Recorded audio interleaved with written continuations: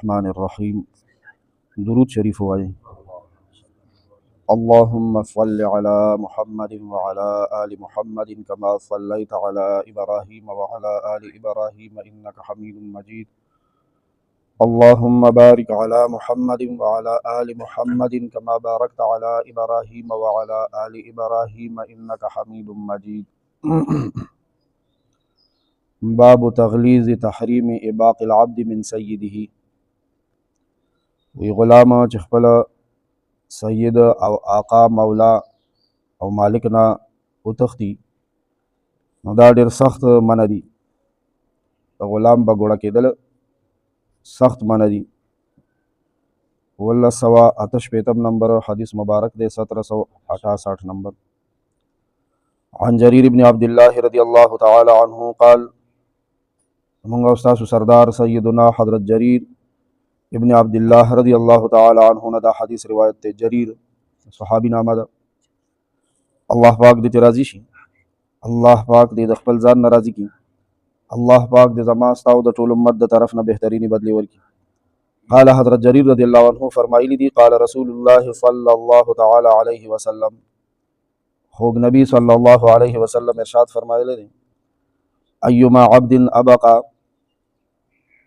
کم غلام چې وتښتېدو بګوړه شو د خپل آقا نه فقد برئت منه الذمه د اسلام ذمہ داری نه ووتو د ده نه ذمه بري شوه د اسلام ذمہ واری نه ووتو. رواه مسلم دا حدیث امام مسلم رحمہ اللہ صحیح مسلم شریف کتاب الایمان باب تسمیت العبد العابق کافرا دغه ځای کې ذکر کړی دی. حدیث پاک کې دا خبره رااله چې کوم غلام به ګوړه شو د خپل آقا نه وتښتېدو د نه د اسلام ذمه بري شوه د اسلام د ذمہ داری نه ووتو. د دې یو مطلب د حدیثو شرح کوونکو عالمانو شراحو شارحین د حدیث دا ښودلی دی چې غلام به ګوړه شي وتښتي د دارالاسلام نه دارالحرب ته لاړ شي، یعنی د مسلمانانو د ملک نه د کافرانو وطن ته لاړ شي، کفرستان ته لاړ شي، او دا غلام معاذ الله سره پناه مرتد شي نو اوس د اسلام د ذمہ داری د ده نه ختمه شوه. کومه د اسلام ذمہ داری چې د مسلمانېدو په وجه وه هغه ختمه شوه. د مسلمانېدو په وجه باندې د مسلمان د جان مال او د ابرو حفاظت کیږي. یو مسلمان لا د بل مسلمان جان اخیستل مال اخیستل داسې حرام. او چې کله دا غلام پهله مسلمان اوس کافر شو تښتېدو نو که دې مسلمانانو له بیا په ګوتو ورلو که نه د جان مال محفوظ نه دي، هم ترېنه جان اخیستی شي او هم ترېنه مال اخیستی شي. د ده قتل کول مباح دي.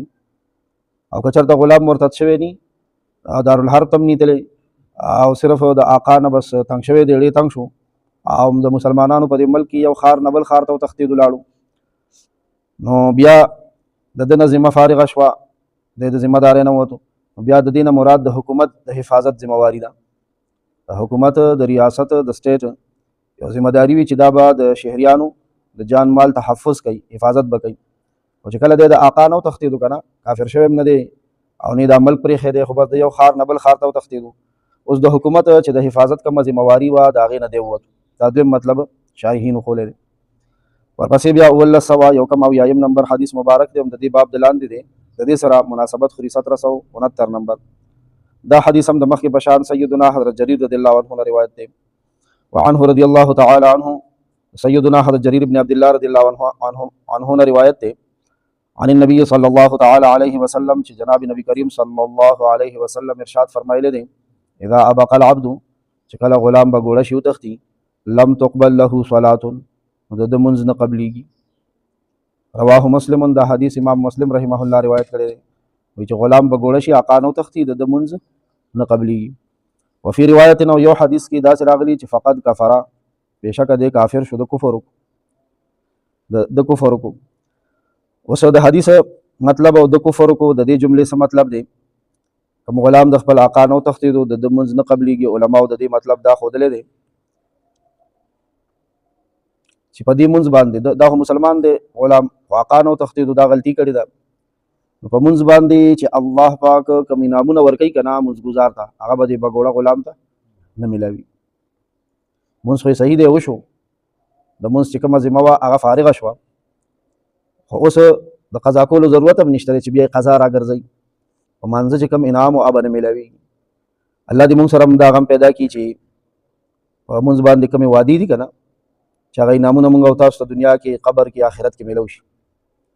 مانځه باندې الله پاک ډېرې وعدې کړي دي او دې حدیث پاک کې راغله وایي دا غلام فقد کفاره د کفر وکړو، وایي د کفر وکړو. د غلام بګوړه کېدل تښتېدل دا حرام دي. که دا غلام وایي چې مړه دا چا حرام کړي دي دا حرام حلال وګڼي، دا حرام حلال وګڼي، نو بیا دی حقیقتا کافر شو. او که حرام حلال نه ګڼلی نو بیا بل مطلب علماو دا ښودلی دی چې دی کفر ته جوخ شو، داسې خراب عمل د کړی دی چې نن دی د آقا نه وتښتېدو نو سبا کېدی شي دی د خپل مولای حقیقي چې الله دی د هغه نه هم باغي شو کفر وکړي، کفر ته جوخ شو. بل مطلب دا دی چې د دایره کفر کې د داخلېدو خطره ده اوس، او بل مطلب دا دی چې د کافرانو غونته عمل وکړو، او بل مطلب دا دی چې د باندې د آقا کم احساناتو د هغه احساناتو ناشکري ده وکړه، کفران نعمت ورته ویل کېږي. او څو کافرانو څه مسلمانان شوي دا د مسلمان غلام دپاره دا مثلا کافر خو مخکې نه والډي کافر. وصلى الله تعالى على خير خلقه محمد وآله وأصحابه أجمعين برحمتك يا أرحم الراحمين. دا په دې کې نه دی شامل خو هغه ګناهګار دی، لویه ګناه کوي په هغه خو د حکومت ډېره سرمایه خرڅ شوې ده، د معاهده کړې وه چې کله داخلولو وعده یې ماته کړه.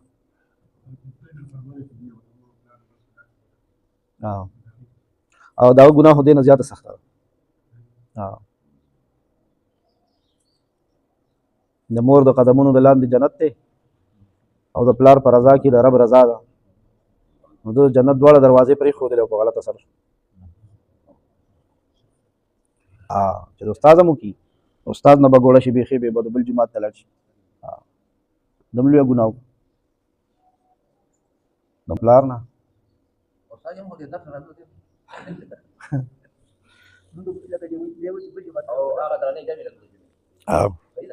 نو به چې خفه نه نو د خپل مالت نه او د خپل جومات او د استاد نه